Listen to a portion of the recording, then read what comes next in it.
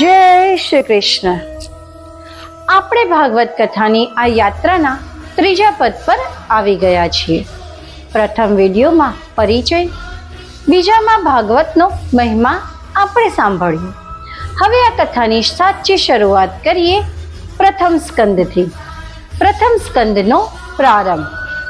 શ્રીમદ ભાગવતનો પ્રથમ સ્કંદ એ ખૂબ જ મહત્વપૂર્ણ છે.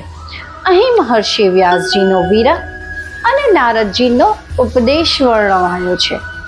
મહર્ષિ વ્યાસજી એ બધા જ ગ્રંથો લખ્યા, મહાભારત, ઉપનિષદો, પુરાણો, પણ તેમ છતાં તેમના મનને શાંતિ ન મળી. તેમને લાગ્યું કે જીવનમાં કંઈક અધૂરું છે. ત્યારે નારદજી આવ્યા અને વ્યાસજીને સમજાવ્યું કે હે વ્યાસ, તમે ઘણા ગ્રંથો લખ્યા, પરંતુ ભગવાન શ્રી કૃષ્ણના શુદ્ધ ભક્તિ સ્વરૂપ લીલાઓનું ગાન નથી કર્યું, એટલા માટે તમારું મન શાંત નથી. નારદજીએ સમજાવ્યું કે ભગવાનના નામ, રૂપ, લીલા અને ગાથાનું ગાન કરવાથી જ આત્માને સાચી શાંતિ મળે છે. એ જ છે શ્રીમદ ભગવતનો પ્રારંભ.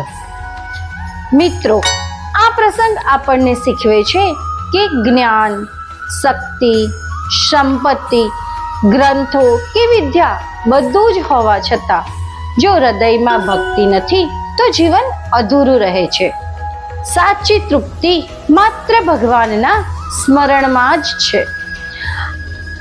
આગામી વિડીયોમાં આપણે સાંભળીશું નારદજી પોતાના જીવન અનુભવ વ્યાસજીને કેવી રીતે કહે છે અને ભક્તિની શક્તિ કેવી રીતે જીવન બદલાવે છે. આજે આપણે પ્રથમ સ્કંદનો આરંભ કર્યો. આગળ વધુ રસપ્રદ પ્રસંગો આવશે. તેના માટે ચેનલને સબસ્ક્રાઇબ કરો, લાઈક કરો અને આ કથા અન્ય સુધી શેર કરો.